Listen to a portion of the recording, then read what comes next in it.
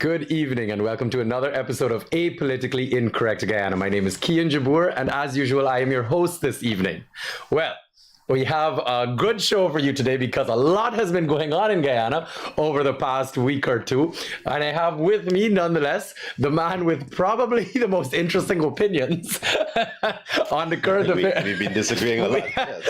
I say interesting because Mr. Jonas and myself have been disagreeing a lot on a lot of things lately that have been going on. But nonetheless, you guys are going to be privy to a lot of these debates now because we're still going to bring up the topics and we're going to have an interesting, well, try to have an interesting chat about them. But I'd like to bring up something that I showed last week on the show at the beginning, and I'm going to ask Robbie to bring it up. It's a little quote, and I think it's so relevant to, I'm trying to start the show off on this leg that everybody can really understand what I mean. Robbie, you have the quote there? Please. Here it is. Tim, I'm not sure if you're familiar with this philosopher, literary person, very obviously Ayn Rand, Ayn Rand, very popular, right? Nonetheless, these were her words.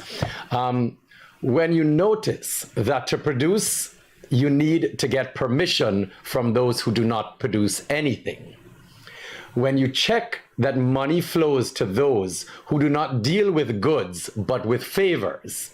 When you realize that many become rich by the bribery and for influence more than by work, and that the laws do not protect you against them, but on the contrary, they are the ones who are protected against you.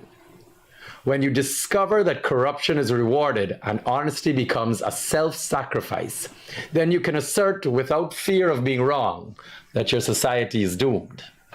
All right? It's a quote that I've been playing over the past couple of weeks because I think it has such interesting relevance and implications to our current society. When you look at the people that are getting rich in Guyana, when you look at the people that are walking a certain line because they are scared to do anything else in a country that is supposedly free of speech. We're all free citizens here. It's a democracy, and yet you see people cowering in fear for speaking their truth. Then I think that has an interesting implication on what our social dynamic is here and what the political relevance is on its citizens and the way we think, and more importantly, the control and power it has over us. I don't know if you'd like to comment on that, but if not, because I'm going to lead into a very interesting conversation about Nigel Darmlal in a few seconds. Do you have anything on that quote that you find interesting? Well, she said that in the 20th century, but I think that fact has been true and has been the principal characteristic of every society since there was since societies were writing and were organized. Mm-hmm. The people in charge who win control of the society by might of arms, the first thing they do is they tax you. So they find the merchants and the farmers and they tax them on their profit, and they make much more money than the merchants or the farmers. They're not producing anything. Mm-hmm. Some of them pretend to be protecting you.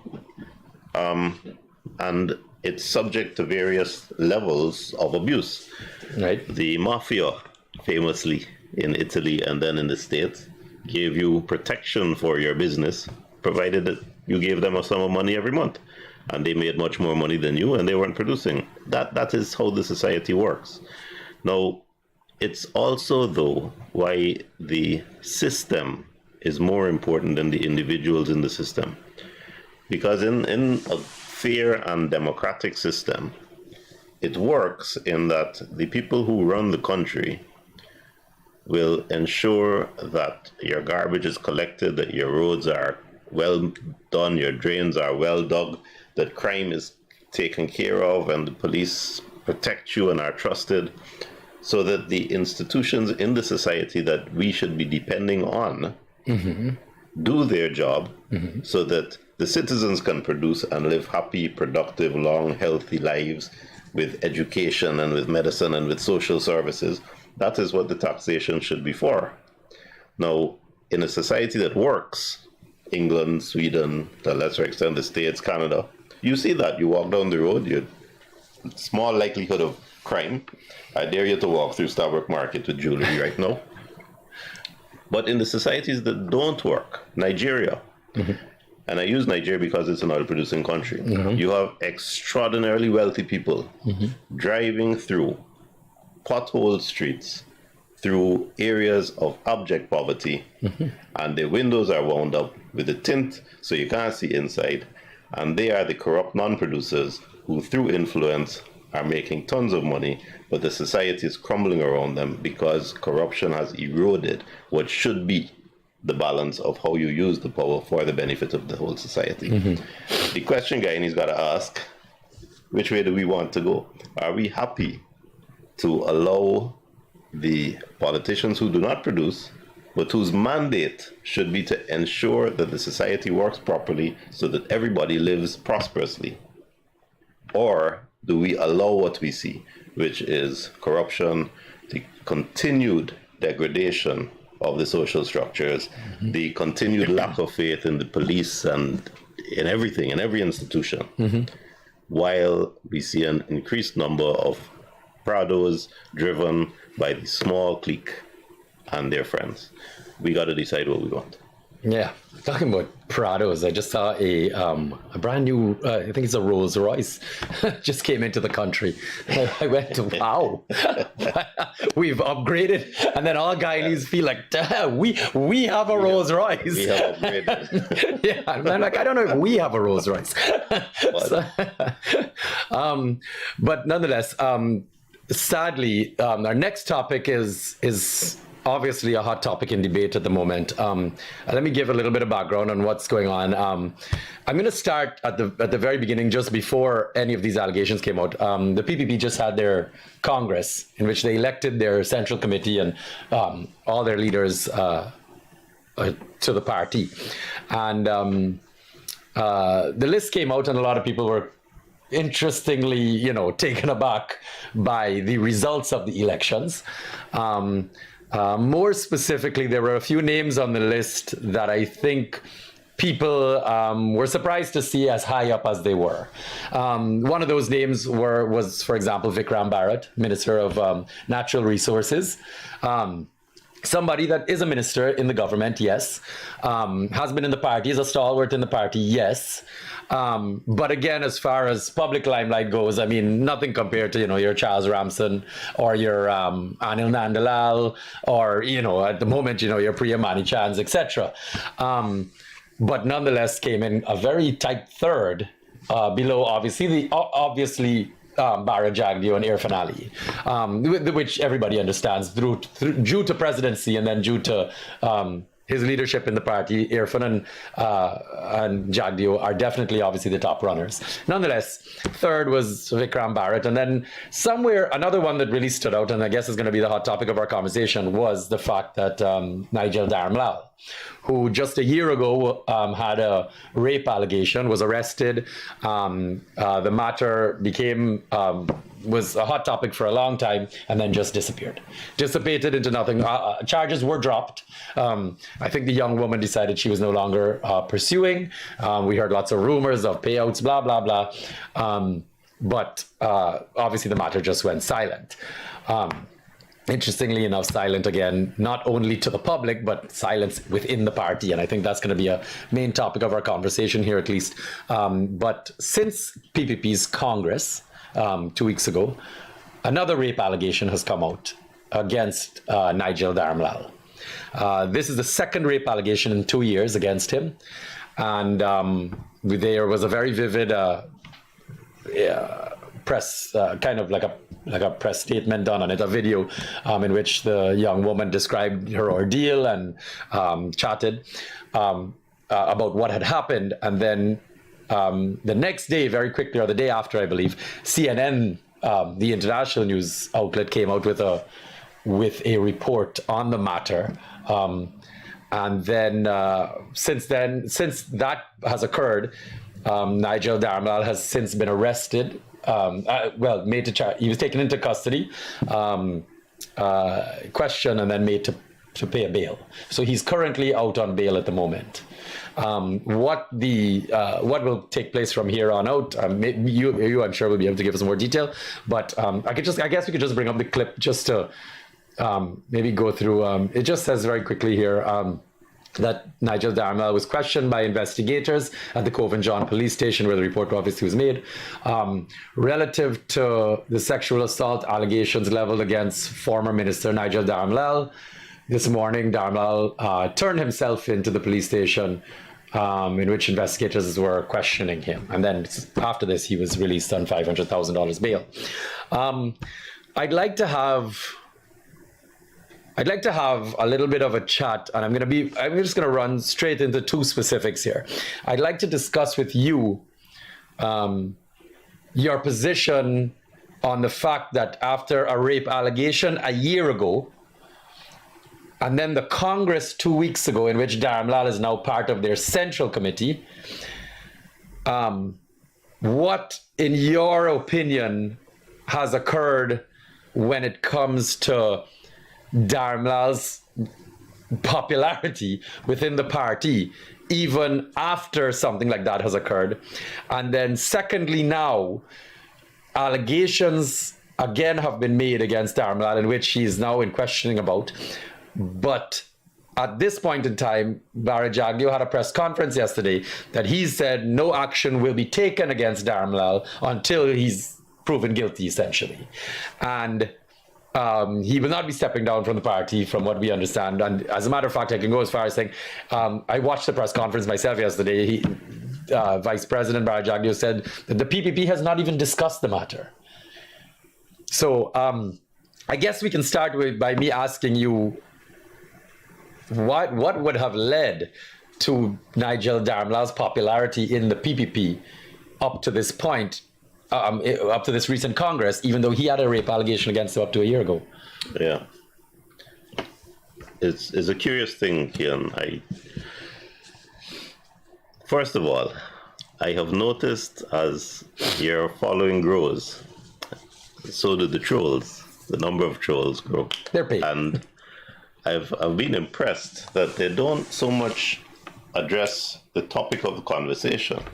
They don't so much talk about what you're talking about, but they attack you. Mm-hmm. And I find that one of the ways they attack you is to say, I don't have any more time to watch this show. Why are you on this show? But every week. Come back faithfully every week to say the same thing. I'm on the comments, by the way. I'd like, just so you know, guys, I've got the laptop, but I have another phone here, and I'm going through the comments. So I'll even go as far as saying, you guys feel free to throw a few questions at Jonas's way while we're here. But go on. There's an RMM Singh, for example. No, yeah, wonderful guy. I don't know why they don't just post their picture up so we can at least know who I'm talking to. It's so lazy. Just fake profiles. If I'm going to be a troll, at least you could just change your name every week so that it looks like someone else. They're not paid to change their name. They're paid to make the comments. Come on. But go on. To answer your question, I was surprised when I saw, not surprised, I'm sorry. My fears and my expectations were vindicated when I saw the results. Let me tell you something. We cussed down APNU for trying to rig an election in 2020. They still haven't admitted they did it. The whole country knows they did it. That's fine. What we lose sight of is that all of these self-important, puffed-up characters who think that they're better and smarter and more important than everybody else, they want to keep control. So you have someone in control of the PPP, and the culture of the PPP that me on the outside looking in, it's what I perceive. I may be wrong, and I'm sure your trolls will say so. What I perceive is the culture is that you toe the line, and you kiss the ass above you, and you do it faithfully, and you do it with sincerity, because there is no other way for you to move up. Mm-hmm. I see it by the amount of spotlight that the few people in charge get, whereas the minions, and when I say minions, I'm talking about all the rest of the ministers who are almost irrelevant. Yep. Yes, man. Silent, not autonomous. They have to seek permission to do anything. They get hauled back in if they put God out their thoughts and step out. Right. And I asked myself, well, how do you stay in control? How do you stay in charge if you've already served your 2 terms in office? So you can't get back into the presidency, but you're so important in yourself that you feel you want to stay in power. You don't want to go off into the sunset. The only way to do it is to make sure that the people who succeed you are not a threat to you and continue to be obedient to you. You can't have a Nandalal. Nandalal too smart. Nandalal's too independent of mind. So You can't have a Ramson Jr. Too much. Nandalal, if you make the horrendous mistake of allowing a fair vote in that PPP Congress so that Nandalal gets the spotlight that he deserves, you may have to make Nandalal the next presidential candidate. And if you make Nandalal the next presidential candidate, as soon as he's president, he might do like what you did 20 years ago and say to Janet Jagan, you're a private citizen now, mind your own business. And he might say that to you. Yep. That's a problem. Okay. I don't believe those elections were done fairly. And I was, for the life of me, trying to figure out how they could be manipulated.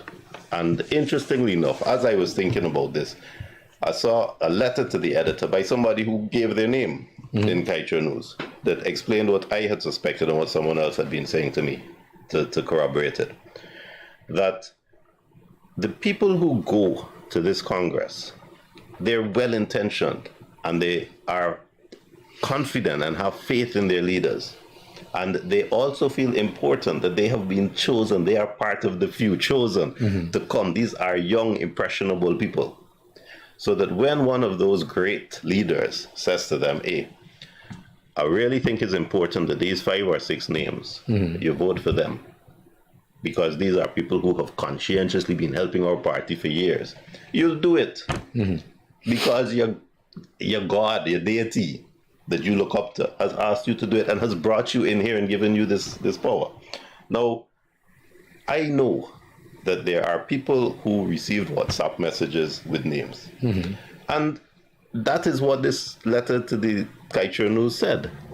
That you get a list of names and you're told, please vote for these people. Just because the Kaiser News is such a contentious situation, I know you were on a panel last night or night before as well with somebody that told you that this happens. No, sir, I was on a panel, yes, and I was going to mention that. So we're armed with that. Because people can hear Kaiser and say, oh, they make it up as lies, but it's not. There you go. Armed with that, I was beginning to formulate my own opinion, and then I went on a Globe Span show with a gentleman called Leland Rupnarain, who's a businessman out in New York, an ex-PPP man, who said he attended in his youth the PPP congresses.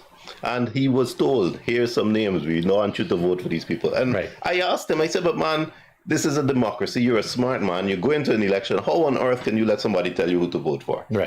He paused, and I saw a bit of embarrassment, but I really respect him for his honesty and his forthrightness. Let me say that immediately, because I understand his position. His answer was, I was young, I was impressionable, I was happy to be there, and I had faith in the people who were talking to me. So if they said this is a good person, that's a good person, I was willing to go with them and make that vote. Good. Now, I don't believe that if you put 300 people in a room and ask them to vote, for those names, the votes fairly reflect the Guyanese view of those individuals. Priya Manik Chan would have gotten more votes. Frank Anthony would have gotten more votes. The old folk, Rohit, Tashira would have gotten more votes. Why didn't they? Why didn't Ramson, Nandalal get more votes? Because they're too smart and because they cannot be trusted to toe the line and not defenestrate the incumbents and tell them they're private citizens the day they get into the seat. So they're stuck. Because if they leave the party, they are politically dead. They take not a single, well, they take one vote. They take their own vote with them when they leave.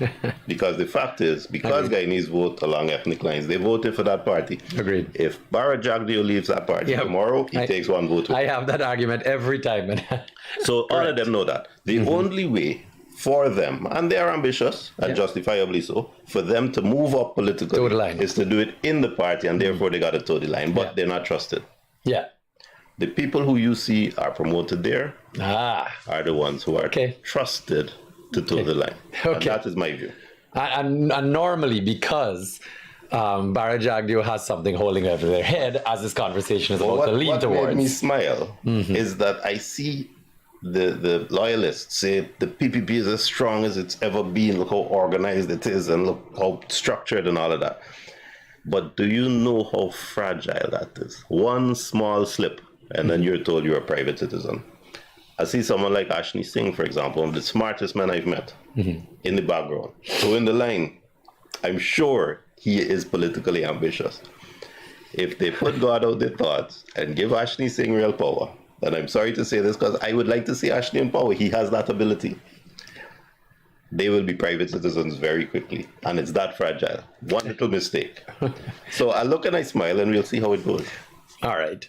Now tell me, so you segued into why Nigel Dharamlal, with everything that he is because he has no choice but to toe the line. And what has made him even more of a loyal follower to the PPP is he comes with so much baggage now that they have no choice. He has no choice but to sit there and toe the line because that is his lifeline now, his end all and be all. Well, there's no doubt that there's that confidence in him by the people at the top. But what I found surprising in that decision, giving him favor, was that the people at the top are essentially saying to the public, to hell with you. We don't care what you think. Yeah. We don't care that there has been such a groundswell against Dharamlal. Right. We don't care that the entire country saw Dharamlal talk about dildos in parliament to the embarrassment of the nation. The whole nation should cringe. Every woman in Guyana should be up in arms. Every man in Guyana should be with them up in arms. They don't care because we are not answerable to the people because we know those same people are going to come and vote for us anyway because they vote along ethnic lines. What is worse, this is what bothers me, is that the women in the PPP, the loud, confident, intelligent, educated women in the PPP, the ones who are brash, who talk their minds, absolute silence from all of them. And all of them should be ashamed of themselves. And why are they silent? Towing the line. Yeah. But it's not going to work, I'm afraid. No, but there has to be a moral line that has to be written somewhere in their minds that at some point in time, they themselves have to take responsibility and accountability for. These are heinous allegations. Look at Binja this Prasad. girl, Binja Prasad prides herself. Every time you hear her talk, it's women empowerment and silence. Yep. The one exception, and I must give credit, the one exception, although I think she could have been more forthright, Priya Manikchan did speak out. She did say something. This is the last time. Criticize. Not this time. No, before as well. But she did it in such a conformist manner that she was making it clear to all and sundry that she's not rocking the PPP boat, but she don't like this one. Well, she did something. So I have to give her that credit. It should have been more, but I can't criticize all of them and not be honest about absolutely the one that there's no question about it. And by saying this, by the way, I'm not doing her any favors because I'm pointing out she's liable to rock the boat, so she may not be moving up next go round and may not be trusted to toe the line. Well, there you go. And that's a shame. That's the irony. That's the sad irony about where we are. You know, Tim, we're gonna segue. You know, this whole controversy of Nigel Dharamlal. I mean, what I'd like to make mention to is the fact that I was really taken aback because, you know, we watched this government speak over and over and over about progress and all we're doing internationally and the connections we're making and, you know, UN Security Council and blah, blah, blah, and all that they are claiming to do and how it's benefiting Guyana. And it's amazing to me that we just watched one of the largest news outlets in the world pick up an allegation on a sitting Central Committee member of the governing party, in which they, when you read it, it was very interesting because one of the first lines in it was Nigel Dharamlal looked at as a power broker in Guyana. I read that. I did giggle about that too. And then went on right in that same paragraph to say, and has recently been photographed campaigning with the President Irfan Ali and Vice President Barry Jagdeo. So the world has already seen this for what it is. right? When these large news outlets, and you're talking about hundreds of millions of people reading this across the globe, they immediately look at Guyana and go, holy, there's more, all this oil that they found, clearly, there's a lot more happening behind the scenes. Yeah. But sorry, I want to point out, the first thing, and I look at this not even from a citizen of Guyana, but I look at it as a businessman. If I sat down and read that allegation that there's sitting members of the ruling party raping women and nothing being done about it, and still running around with the president and the prime minister and the vice president, etc., I'm sorry, as a legitimate businessman that wants to come into a country to invest, I'm going to sit there and go, holy, maybe I need to reassess what I'm doing here. And that, to me, should have more implications on all the Guyanese minds, rather than worrying about whether or not this is party issues or not. This is something much, much larger. As all of us Guyanese say, well, we're on top of the world now. Everybody talking about us. Well, are they talking good things about us? All right. Well, let me qualify what you said right away. The paper reported a charge. The paper reported that an allegation had been made, and the police have confirmed that Dharmlal submitted himself. And that's exactly what happened the first go round. So don't let's call it a conviction, and don't let's say guilty. Yeah. And that actually is meaningful in Guyana. It's much more meaningful in Guyana, because the fact that you have been accused in Guyana or have been charged in Guyana for something is completely meaningless. It has nothing at all to do with the truth. A lot of the times it turns on who's in government and who controls the police. A lot of the time it turns on political embarrassment. We saw good men like Roger Luncheon on the APNU being hauled in to the police to be questioned for foolishness. We saw political charges against Brassington and Ashley Singh on the APNU. We saw charges, the 40 charges against now President Ali, and the law book charge against Nandalal. Now, whether those charges had merit or not a single Guyanese had confidence in them, because every Guyanese knows that the police are susceptible to political directives. And if they didn't believe it then, they had to believe it after 2020 when all the charges disappeared. Yeah, absolutely. By the same police who had been diligently prosecuting it, and a whole new set of charges came in against people like James Bond, who had previously been, and the man running NISIL, Calvin, who had previously on the APNU been important, powerful people, and suddenly charges against them. There isn't a Guyanese who thinks that this is a genuine, professional police force doing their jobs diligently. It is political direction. So in Guyana, it's meaningless to me to say that somebody has been accused of something or was charged with something. And I've said this in other fora, and I'm going to say it here. For that reason, I do not speak to the fact that Dharmlal has been accused or charged with any offenses. I don't speak to that. I find the man contemptible, but I find him contemptible because of what he did in Parliament, which I saw and heard with my own eyes and my own ears. And after that, he should have had no more political momentum. And yet, that wasn't the thing that removed him as a minister. It was the charge that removed him as a minister. Yeah. The charge which died, and Guyanese on either side have their own opinion why that charge went away, how it was managed and all of that. I say nothing about that because, again, we do not know the truth of it. Yeah. But it says a lot to me, given the tone in Guyana, given what I saw of the man in Parliament, that the powers that be in the PPP can say to hell with the electorate. Too bad for the people supporting us, too bad for the women who are offended, we bringing them back. That was a tough pill to swallow. But I see a lot of very senior, prominent female politicians in the PPP swallowing that pill.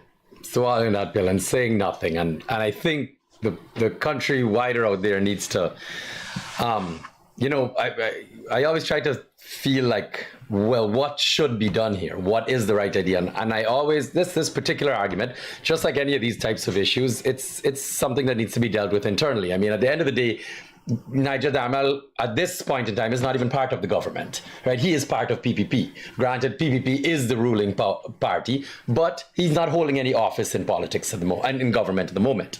But I did see a PPP parliamentarian stand up in parliament. We don't even know his name. That's how irrelevant these people are. They're just put there because they are known that they won't rock the boat, but announcing to the other side that he will be back. Yes, I will watch that. Yes, now, he will be back. Now, this is a man, irrelevant and useless in himself, unknown, but he felt free to make a statement like that. And he did not fear any backlash from his own party, and certainly didn't fear anything from the other side, and certainly doesn't see himself as answerable to the electorate or to whatever constituent he thinks he may be representing in Parliament. That is part of our problem. Interesting. And what this has also done, which bothers me, and I keep, I think it's important that people in society understand why we're talking about this. Because what makes me most fearful is that these, and I like to go back to the women in the PPP, these senior, confident, independent, educated women that are swallowing this pill of Nigel Damla, being in their senior leadership. What message does that send to every other predator out there, to everyone else out there, that if this man here can go about doing this and they are dead silent, and these are the women in leadership in the country right now, what happens in any other scenario when all of a sudden they have given their moral right up to speak or defend anybody else in this country? If you are not doing it against your own, then who are you to speak about it on any other matter, on any other platform at any other time?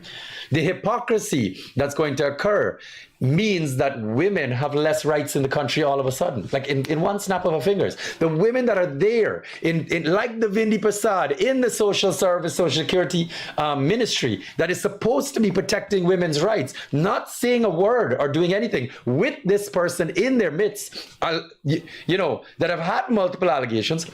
What happens next? What happens when the next lady steps forward and has an issue? Who says what then?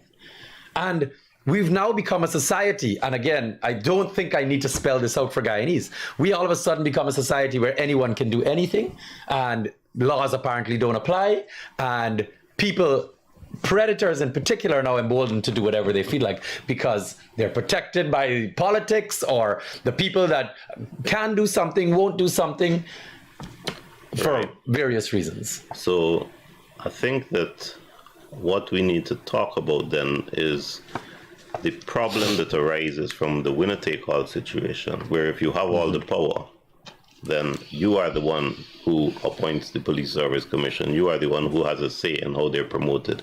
You have a say in how they are treated, and if they're sent into some place behind God's back in the interior, or if they're given a nice cushy position. You have a say. You can pick up the phone and call an officer and get something done. So we have to find a way to ensure that our police force is given the wherewithal to be proud of its uniform.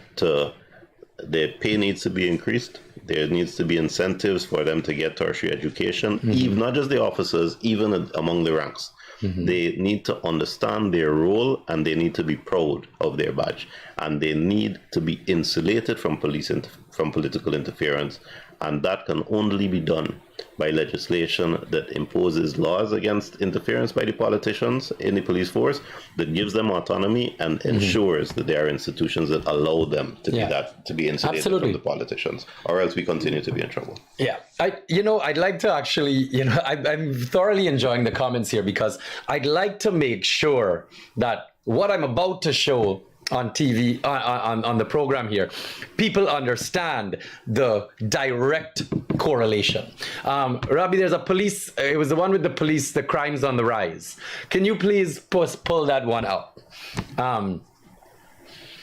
It's a very interesting, actually, I'm going to show you guys. Here we go.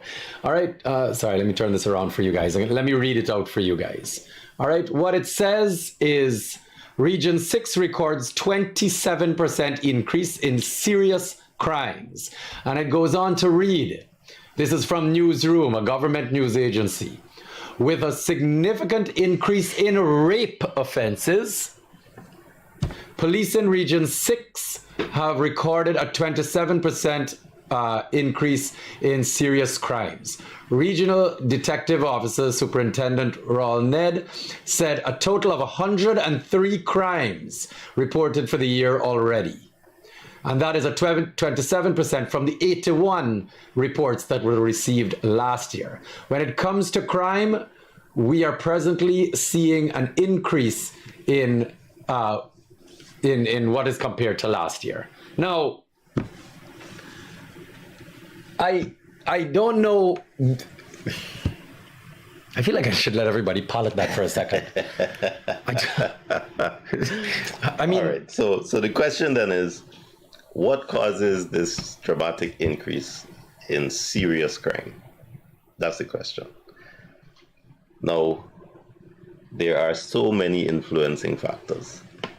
By the way, I want to give acknowledgement to another one of your trolls, Takwardino, who also hides behind anonymity and throws out inane, useless, foolish comments that have nothing to do with this. Without them, we wouldn't be as popular as we are. Let them do their job. They have to earn their money somehow. I hear you. Go ahead.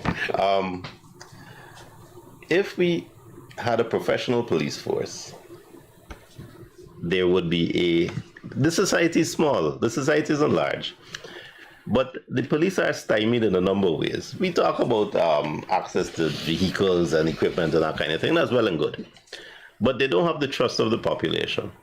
So that if there is a rape or a murder in a village, Seven Sisters, Sisters Village, let's say in Berbice, and the police go there. Seven Sisters, Nine as a quibble? Yeah, that's why I said Sisters Village. Yeah. That's why I changed Okay. in Berbice. And the police go there. Nobody talks to them because they're not trusted. Now, if you had confidence in the police force that they would, first of all, be asking you intelligent questions, conducting an intelligent investigation, protecting you if you are giving assistance, you would be more likely to try to reach justice by helping them in the confidence that they will do their job and justice will be served. I had the novel experience many years ago in Trinidad, driving down their highway to the airport, and I saw a police patrol car waiting in the corner with a speed gun. And I said to the taxi driver, they got police on the road, I've never seen them here.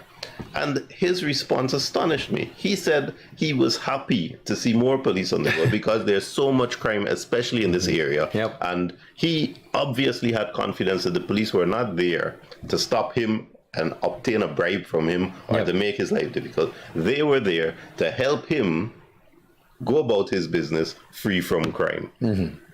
When will Guyana reach that stage? Yeah, absolutely. But we had the eye in the sky operation recently. Tim, we have to see the disconnect here. Go ahead. A couple years ago, there was an incident where an Armenian girl from Letem was shot in the stomach.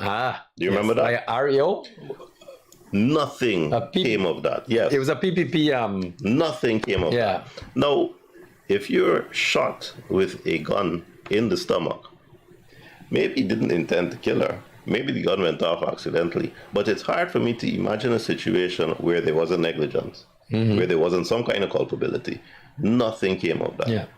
The other day I saw a video where a man got out of a large machine, fired a gun, and the person holding the it was hitting their foot. Yes, the land dispute. I remember. In a squibble. The director of public prosecutions has written to the magistrate to withdraw the charge against that man for discharging a firearm.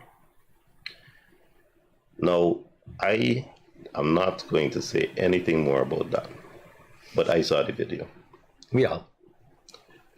If we do not have confidence in our police force and in our judicial system and in how we investigate and prosecute crime, we will have a 27% increase in serious crime in Region 6. Yeah. But it's not just about that. It's about the fact that there's no business going on in Region 6. So there's increased poverty, there's increased unemployment, there's a lot of people with time on their hands. You drive through Barbees and you see youths on the corner smoking marijuana, nothing to do whole day, and tomorrow they're going to go and do it again. Yeah. It is soul destroying, and no measures are being taken for their education, for their social improvement, for their training, to give them a little glimmer of hope. Yeah. And meanwhile, we are seeing the Prados driving down with the tint, and the society is crumbling. Yeah. And I'm asking the question, are we happy to go the route of Nigeria, or do we want something else? And you know what? You brought up something so interesting about training. And you know what really, really takes me back every single time? And this is why we need accountability in this country, because the government on the newsroom, on the DPI, and the Chronicle posts up all this time about all these programs they have running for people. And at what point in time are people going to realize that that is literally all it is a headline? There's nothing of substance behind it. Very few people are gaining. And again, those that are select few. And then we step into a realm of people coming onto social media, coming onto platforms and defending those positions with no knowledge of any actual proof of whether they're successful or whether they're actually real. I mean, I talk about little things. You believe that the government has a whole training program and we're training 100,000 people. God only knows where they're getting them from. But yet they had a headline a couple years ago about black belly sheep. Up to now, I see one sheep, right? We get a headline, the government spending $50 million on an emergency EID card, but you know that's bullshit because up to now I ain't get the ID card. And yet you still believe these ones that the government, and you're sitting going, oh my God, things are so great. But yet you know half the headlines are bullshit because they don't exist, right? Because they're not real things. But yet you believe the ones that obviously work conveniently for your argument. The one I smiled at was the 50,000 jobs created. No, 50,000 jobs. But you say that. And then when you sit down and say, here is something that is corrupt. Yeah. Your trolls come out and say, prove it. Yeah. And it boggles the mind. Yeah. They love that statement. But there's no proof of that. There's no proof. Yeah. There's no proof. Because there's no corruption. I don't buy a gun license. Gaisuko money all accounted for. I mean, all the COVID grant, the education grant, the agriculture grant, that up to now we can't see one audit for. All audit. That is not real, guys. None of those things are real. I don't know why people just keep telling y'all that they got corruption in this country. There's no proof. So, solutions. Yeah. Yes. Right now, because of the winner-take-all arrangement, the government, with its control of parliament, allocates a budget, gives itself money, and spends the money how it wants. The government pays lip service to some kind of transparency process and some kind of regulatory process by saying we have a Public Procurement Act and a public procurement body, but there are no penalties under the Act. And the public procurement body is selected and elected and chosen by the government, so that the majority are government folk. That can't work. What you will see, and I'm going to be saying this in every forum that I go on, if the government is the only employer, and if the government is the only source of contracts, as it is right now, then all of us got to toe the line and be scared, just like those ministers are scared in the PPP. Because there's nobody else who can give you money to help you run your business. That's right. That's the problem. So we need to decentralize the purse strings. We need to make sure that each of the 10 regions in Guyana and those regional bodies are autonomous, that they get their own independent source of revenue, so that when a bridge needs to be built in Region 10, is the Region 10 office that is building it, not government going up to spend money. And if that happens, if you have 10 different regions and dozens, scores of different NDCs, each autonomous, each with its own cash flow, awarding its own contracts, first of all, rail needs will be met. Because an NDC knows that on this little road where Miss Griffith lives, there's a pothole. The government doesn't know that. The NDC knows the cricket ground in Victoria or the cricket ground in Enterprise needs some fixing. The government doesn't know that. So if you have more immediate access to the people who have purse strings, they can do the work and fix it more immediately. But more importantly, you got plenty sources of income. If I'm in the business of fixing roads, I can say to the government, I don't need your road for your public road. I can go to this neighborhood democratic council. I could get a contract there. I could go to the main city council. I could get a contract there. You have the dignity of being able to say, I can operate my business independent of the government. And therefore, I can make decisions that are ethical. I could take a stand on a moral position. I don't have to toe the line. We need to decentralize power away, decentralize contractual power, employment power. And the way to do it is with a third party and an opposition in parliament. It can be done very easily. Absolutely. Absolutely. I like, you see, it's bringing the power back down to the people, because all of a sudden you're not voting for your big central government hoping that I have to wear a red t-shirt if I want to be successful in the country. All of a sudden you now can have that independence to think for yourself. I vote more, and most importantly, for my neighborhood democratic council, for what's going on in my region. Who run in the government don't matter to me. They just gotta make sure that they're giving my people their money, which is by law to be done. So they have their own level of accountability on the higher side. But what's happening on the ground, everybody's needs are being met, because they no longer have to hope to get a meeting with a minister who doing all God only knows what whole day, and only meeting with their people, their supporters. But yet you as an independent person have now the ability. It's decentralizing the power to ensure that everybody, you know, it's a level playing field. Everybody has that power. It's a level playing field. That's what's needed. And all of a sudden, what that does also is it takes away that little bit of extra power that these two big parties have, that they use to maintain control of people. Right? It's an economic oppression, right? I have to control all the money so that you have to listen to me. So if you're a contractor and you're bidding for contracts, and you know every single bid is going to some government favorite, some government friend, some government family, and you're barely getting the crumbs, you can't quarrel now. You're afraid to quarrel. You're afraid to speak out. I've spoken to so many businessmen afraid to speak out. But if contracts were not just awarded by the government, but if contracts were awarded by the Linden Town Council, by the New Amsterdam Town Council, by the NDC in over the river on the West Coast. If you had different places to go for contracts, and a law was passed to say that in Region 10, that regional body is autonomously responsible for its own construction of schools, of medical care, if drainage, roads, etc. That was done, so that the central government couldn't come into that region and say, we are spending money on awarding the contract. Right. Suddenly, you contractors, you businessmen, would have the luxury of autonomy, and you would no longer have to be afraid to speak out and to take a position based on a moral position rather than a government position. It's constituency-based representation when it comes up to the political side and voting, right? You want to make sure that the people of your area are voting for the representative for your area. We have a flaw right now, if you ask me, in our political in our political dynamic here, in which the party list system is allowing the party to dictate who is representing what area. And because of that, nobody's needs from those areas are met, because there's a disconnect between the parliamentarians and the NDCs, etc., with the people on the ground that are living in those areas. And I know this might be a little confusing for people to understand, but I just wanted to make mention, you also have to, you said the law needs to be passed to give the RDCs and the NDCs autonomy, but the laws also have to be adjusted to ensure that those NDCs and RDCs are given money, whether or not the government I'm glad you said that. Can dictate. So let's go there. You see, people talk about constitutional reform, and I keep saying it's not going to happen because neither big party wants it. Both parties want, in the winner-take-all system, all the power. Under our existing constitution, though, the regional bodies are supposed to be autonomous. Their autonomy is specifically provided for constitutionally, but not in practice. Because if they want money, they got to go to Minister of Finance every year before budget, and the Minister of Finance got to put it to Parliament if they approve it, but Parliament is controlled by government. Correct. So the purse strings continue to be held by the government.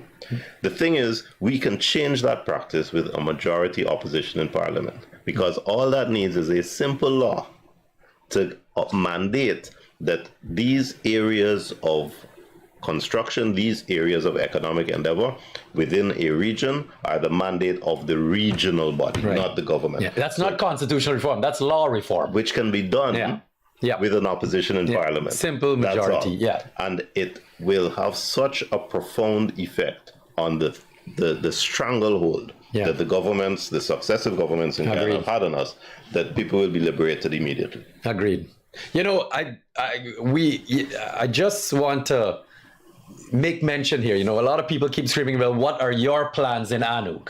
All right. And I think it's important for everybody to understand at some point in time, if you want things done differently, you have to do something different yourself. It still falls on the population of this country, on the voter of this country, to say, you know what? I really like some new ideas. We're really not happy with what things are happening at the moment. And you have to do something different. And I don't know, you know, a lot of people sit here and you know, you watch this show and you say, man, you know, so what's the other option? You know what I mean? And one, out of fear, as we read in our quote earlier. And then two, just out of lack of options. And the big comment that I keep getting, I'm sure you do it, I mean, you hear it all the time from everybody out here that claims to be politically unbiased or etc. Oh, you know what this country is lacking for accountability? A vibrant opposition. Well, Tim, please explain to me how one vibrant opposition I'm glad you raised that, you see.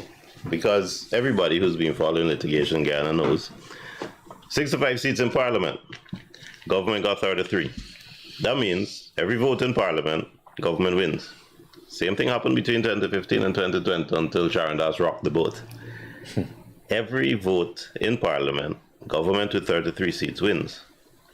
What do you want the opposition to do? They've got 32 seats. Right now, APNU got 31. How do you expect them to be vibrant? Put yourself in their shoes. What do? They have 31 votes in parliament. This is not rocket science. So as soon as you throw out a red herring, and interestingly enough, is the PPP folks throwing out this red herring, is the PPP loyalists, because they like to say that we're in charge, but y'all could be more vibrant, y'all could be more energetic. They got 31 votes. They could be energetic and they could shout. And the other day, last year, you remember they tried to grab the mace and hug it up and broke down proceedings in parliament and all that. And when they were finishing all of that, they had 31 votes and they lost. That's right. That's how it works. The only way we can have an effective opposition is if the opposition got the 33rd seat, the 33rd seat in parliament, so that they control parliament. As long as government controls parliament, the winner-take-all position continues, and we have an elected dictatorship as we have always had, except for the brief hiatus with the failed and disappointing AFC between 2011 and 2015. And as we all know in life, just because someone or some group has upset you or disappointed you doesn't mean you stop having faith as the PPP. That's probably my favorite PPP. That's probably my favorite PPP troll. It's what they say. We will never vote for a third party. They're so bad. And I guarantee you the person that has said that is a PPP troll. Obviously. Because the last thing they want is for anybody to know that the way to solve the problem is through more parties in parliament. But not necessarily a PPP troll, a PNC troll too, who was holding out the hope that next go round, the demographic will change enough that they'll get the 5,000 vote majority and take all. Yeah. But it is essential for both of them that there only be two parties. Yeah. Both are willing to cheat, both are willing to spin, both are willing to do anything. But if there are two parties, the winner who wins with that 5,000 vote majority gets all the power. Yeah. And that is such a ridiculous state of affairs, and yet we like it. You know, just before we close, I find it interesting because, I mean, being in politics, and anybody who claims to be interested in politics, I think it's something so interesting that I always look at here in Guyana is when you look around the world and look at other political systems around the world, what you found is everyone will have started with these two-party back and forth. No country started with 5 parties or 7 parties. That's not how they were created. But when you look at the advanced countries, the countries that are more developed, what you see now is they have actually systemized levels of accountability. So in America, yes, there is a two-party system, but they still have their senators, right? Well, Kian, I don't. Here's the thing: I resist comparing us to other countries, and I'll tell you why. In the States, a citizen will happily vote Democrat this time and Republican next time. Right. We don't do that. No, but you that's can't look at an but American. that's presidential election. No, what I'm getting Right? at is you can't look at an American and know if he's Republican or Agreed. Democrat. Agreed. You can look at a Guyanese and know if he's PPP or PNC with 90% accuracy. I know some idiot is going to come out and say, oh no, it's not. We're not race-based. So the exception proves the rule. But every Guyanese knows I'm talking the truth. You can look at the Guyanese and know with 90% accuracy how he or she is going to vote. Agreed. So it's not, we have our peculiar situation, but we also are in a fortunate position now, better than 20 years ago, and I'll tell you why. The 90% accuracy that I just talked about on our demographic cancel each other out. That is why the PPP won by less than 10,000 votes. Yeah. In 2020, Yeah. and APNU won by less than 10,000 votes. Yeah, correct. In 2015. It's right there. It's predictable. The small minority who recognize the truth of what you are talking about and what I'm talking about, that small minority for the first time is sufficient to galvanize and to ensure an opposition control of parliament. And luckily, that small minority is the minority who is rocking the boat, who does not feel that whether they're insane, stupid, mad, whatever, that they are willing to risk the ire of the powers that be. They're willing to risk the wrath. They're willing to take the chance because it's a stupid thing to do. It's a thankless job. I don't need to tell you. You don't get friends doing this. And hopefully for the good of the country, because that's what it's about. It's about the good of the country. It's about a sound education system, a sound health system, a sound social system, about a fair level playing field and opportunity for businesses. It is about making Guyanese first-class world citizens, not second poorest to Haiti. The small number of people who are rejecting the two large parties may for the first time be numerically sufficient to achieve what we're trying to do. On that note, we're going to end the show because I'm going to cut that clip out and post it up for you guys. Somebody just commented that the AFC did not, or somebody that seems to be commenting on a level basis, AFC did not work out. So you have to appreciate the hesitation and the doubt. All right, and we do appreciate that, and we understand. I will say that AFC didn't work out for me. I voted for AFC. I supported AFC from the beginning. But when they betrayed us, do we then sit down like sheep and say we're in doubt, or do we step up and say you didn't do it, somebody else got to do it, let's get it right this time? Right. That's the difference. So you decide if you're in doubt, but I'm saying I'm not willing to vote APNU, I'm not willing to vote PPP, and I don't want to live in a country where those are the only two options. So you decide if you want to be in doubt. For me, I'm going to try and do something. Yep, and my thing is I will continue to do something different every time, because if there's one thing I've learned about my little time on this earth is if you keep doing the same thing over and over and over again, then you can't expect a different result. All right. On that note, everyone, I'd like to thank you all for joining us. Mr. Jonas, as always, thank you for being here. It's a good chat. We didn't disagree too much today. We didn't, to be continued. All right. You guys, please be safe on the roads. I say this every single show. It's probably my mantra at this point. You've watched the news, guys. So many people are losing their lives. I think we just had 5 teachers, I think, on the highway accident like 2 or 3 days ago that have lost their lives, and it really is heartbreaking because you know that these people weren't going out of their way and being wild or anything of the sort. These are big people, and you just realize quickly that it's happening too much, and you guys have to be careful because it might not be your fault, but drive defensively and make sure you guys are paying attention at all times on the road and protect each other. That's all I can say right now, because there's not much more I can promise, but just be careful out there, guys, and we hope you will be able to join us next week here on Apolitical. Have a great weekend. Next week is Independence weekend. No, Monday's the holiday. Friday we're here. Yeah. Okay. Because the Independence is the following weekend. So on that note, guys, thank you for joining us and have a great week ahead. Take care.